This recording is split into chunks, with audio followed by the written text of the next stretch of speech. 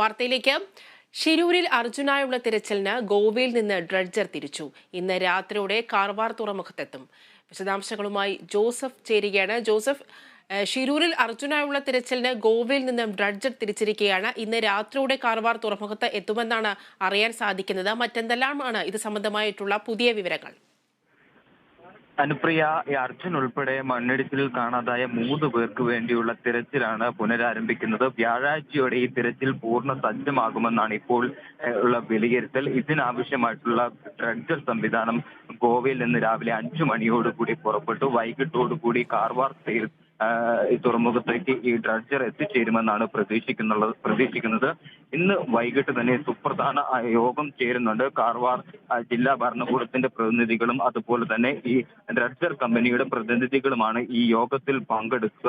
ഇതിൽ പ്രധാനമായും ഇവിടുത്തെ സാങ്കേതിക വശങ്ങളെക്കുറിച്ചും മറ്റ് നടപടിക്രമങ്ങളെക്കുറിച്ചുമായിരിക്കും യോഗം വിലയിരുത്തുക. അതിനുശേഷമായിരിക്കും ഇത്തരത്തിൽ ദൗത്യം എന്നാണ് കൃത്യമായും പുനരാരംഭിക്കാൻ സാധിക്കുക, പൂർണ്ണ സജ്ജമാകാൻ സാധിക്കുക എന്നതിനെ കുറിച്ചായിരിക്കും സൂചനകൾ ലഭിക്കുന്നത്. എന്തായാലും ഡ്രഡ്ജർ സംവിധാനം ഉപയോഗപ്പെടുത്തുന്നതിന് വേണ്ടിയുള്ള ഹൈഡ്രോഗ്രാഫിക് പരിശോധനകളൊക്കെ പൂർത്തിയാക്കുന്ന ഒരു സാഹചര്യം ഉണ്ടായിരുന്നു. ഇന്ന് വൈകിട്ടോടുകൂടി കാർവാറിൽ എത്തുന്ന ഡ്രഡ്ജർ സംവിധാനം നാളെ വൈകിട്ടോടുകൂടി ഈ ഗംഗാവാലി പുഴയിൽ ഇറക്കി ഈ സംഭവ സ്ഥലത്ത് എത്തിക്കാൻ കഴിയുമെന്ന പ്രതീക്ഷയിലാണ് ഇപ്പോൾ കമ്പനി അധികൃതരുള്ളത്.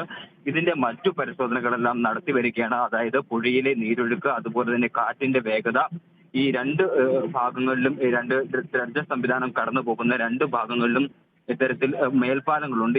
ഇതിന്റെയൊക്കെ പരിശോധന നടത്തിക്കൊണ്ടിരിക്കുകയാണ്. വേലിയിറക്ക സമയത്തായിരിക്കും ഈ ഡ്രഡ്ജർ സംവിധാനം കടത്തിക്കൊണ്ടു പോകാൻ സാധിക്കുക എന്നുള്ളതാണ് ഇപ്പോൾ അറിയാൻ കഴിയുന്ന പ്രധാനപ്പെട്ട വിവരം. എന്തായാലും ഈ ഡ്രഡ്ജർ സംവിധാനം ഉപയോഗിച്ചുകൊണ്ടുള്ള ഷിരൂർ ദൗത്യം വ്യാഴാഴ്ചയോടുകൂടി പൂർണ്ണ സജ്ജമാകുമെന്നാണ് വിലയിരുത്തൽ. മറ്റ് നടപടിക്രമങ്ങളെല്ലാം തന്നെ പൂർത്തിയായിട്ടുണ്ട്. ഇതിന് 10 ദിവസത്തേക്ക് തെരച്ചിലിന് ആവശ്യമായിട്ടുള്ള പണം അടക്കം ഇപ്പോൾ അനുവദിച്ച് നൽകിയിട്ടുണ്ട്. 93 ലക്ഷം രൂപയാണ് ഈ 10 ദിവസത്തേക്ക് വേണ്ടി ചിലവാകുക എന്നാണ് ഇപ്പോൾ അറിയാൻ സാധിക്കുന്നത്. എന്തായാലും വ്യാഴാഴ്ചയോട് കൂടി ഈ സംവിധാനങ്ങളെല്ലാം പ്രവർത്തിക്കും. ഇത്തരത്തിൽ ഈ ദൗത്യം പൂർണ്ണ സജ്ജമാകും. അർജുൻ ഉൾപ്പെടെ കാണാതായവരെ കണ്ടെത്താൻ കഴിയുമെന്നൊരു പ്രതീക്ഷയിലാണ് ഇപ്പോൾ ജില്ലാ ഭരണകൂടം നിലവിലുള്ളത്. എന്തായാലും ഇന്ന് ഗോവയിൽ കാർവാറിൽ 6 മണിയോടുകൂടി ഈ ഡ്രഡ്ജർ എത്തിയാൽ ഉടൻ തന്നെ ഈ അടിയന്തര യോഗമുണ്ടാകും. യോഗത്തിന് ശേഷം സുപ്രധാന തീരുമാനങ്ങൾ ഉണ്ടാകുമെന്നാണ് ഇപ്പോൾ പ്രതീക്ഷിക്കുന്നത്. അനുപ്രിയ. ജോസഫ്, ഈ പ്രതികൂലമായ കാലാവസ്ഥ തിരച്ചിലിന് എപ്പോഴും തടസ്സമായി തന്നെ നിന്നിട്ടുണ്ടായിരുന്നു. ഇപ്പോൾ ഷിരൂരിലെ കാലാവസ്ഥ ഇപ്പോൾ അനുകൂലമാണോ? തീർച്ചയായും അനുപ്രിയ, കഴിഞ്ഞ ആഴ്ചകളിൽ യെല്ലോ അലർട്ട് നിലനിൽക്കുന്ന ഒരു സാഹചര്യമാണ് ഉണ്ടായിരുന്നത്. മാത്രമല്ല കാറ്റിന്റെ വേഗതയും കൂടുതലായതിനാൽ തന്നെ ഈ ഡ്രഡ്ജർ സംവിധാനം ഉപയോഗിക്കാൻ കഴിയില്ല എന്ന് കമ്പനി അധികൃതർ നേരത്തെ വ്യക്തമാക്കിയതാണ്. അതായത് ഈ 3 നോട്ടിക്കൽ മൈൽ വേഗതയിൽ നീരൊഴുക്കുള്ള ഭാഗത്ത് ഇത്തരത്തിൽ ഡ്രഡ്ജർ സംവിധാനം ഉപയോഗപ്പെടുത്താൻ കഴിയില്ല. ഇതിന് ഇൻഷുറൻസ് പരിരക്ഷ ലഭിക്കില്ല, സാങ്കേതികമായി അനുമതി ലഭിക്കില്ല എന്ന് കമ്പനി അധികൃതർ ആദ്യം തന്നെ വ്യക്തമാക്കിയതാണ്. കഴിഞ്ഞ ആഴ്ചകളിൽ ഇത്തരത്തിൽ ഈ ദൗത്യം പ്രതിസന്ധിയിലേക്ക് നീണ്ടത് കാലാവസ്ഥ പ്രതികൂലമായി തുടരുന്ന സാഹചര്യങ്ങളെ തുടർന്നാണിത്. പക്ഷേ ഈ കഴിഞ്ഞ 3 ദിവസങ്ങളിലായി ഇത്തരത്തിൽ അനുകൂലമായ സാഹചര്യം നിലനിൽക്കുന്നു. മാത്രവുമല്ല വരുന്ന ദിവസങ്ങളിലും അനുകൂലമായ സാഹചര്യമാണ് നിലനിൽക്കുന്നതെന്നാണ് കാലാവസ്ഥ വകുപ്പിന്റെ മുന്നറിയിപ്പ് നൽകിയിട്ടുള്ളത്.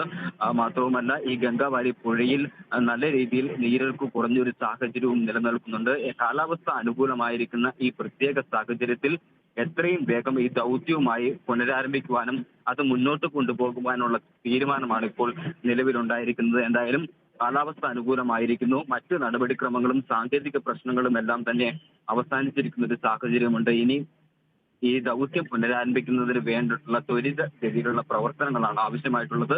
ഇതിന് വേണ്ട മറ്റ് സാങ്കേതിക, അതായത് പഠനങ്ങളും റിപ്പോർട്ടുകളും എല്ലാം തന്നെ പൂർത്തിയാക്കുന്ന ഒരു സാഹചര്യമുണ്ട്. ഇനി പ്രത്യേക യോഗം ചേർന്നതിന് ശേഷം ഈ ദൗത്യം എങ്ങനെയാണ് പുനരാരംഭിക്കുക എന്നതാണ് പ്രധാനമായും ആലോചിക്കുന്നത്. ഇതിനുവേണ്ടി നാവികസേനയുടെയും മുങ്ങൽ വിദഗ്ധനായിട്ടുള്ള ഈശ്വർ മാൽപ്പയുടെയും സഹായം തേടുന്നതടക്കമുള്ള കാര്യങ്ങൾ ജില്ലാ ഭരണകൂടം ആലോചിച്ച് വരികയാണ്. ഇന്ന് യോഗത്തിന് ശേഷമായിരിക്കും ഇത്തരം പ്രധാനപ്പെട്ട കാര്യങ്ങളിൽ തീരുമാനമുണ്ടാകുക എന്നാണ് ഇപ്പോൾ ലഭിക്കുന്ന വിവരം. എന്തായാലും മറ്റ് തടസ്സങ്ങളൊന്നും നിലനിൽക്കുന്ന ഒരു സാഹചര്യമില്ല. കാലാവസ്ഥ അനുകൂലമായി തുടരുന്ന ഒരു സാഹചര്യമാണ്.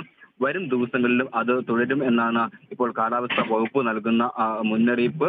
മറ്റ് തടസ്സങ്ങളൊന്നും തന്നെ ഇല്ലെങ്കിൽ ഇത്തരത്തിൽ വ്യാഴാഴ്ചയോട് കൂടി ഈ ദൗത്യം പൂർണ്ണമാകും. ശരി ജോസഫ്.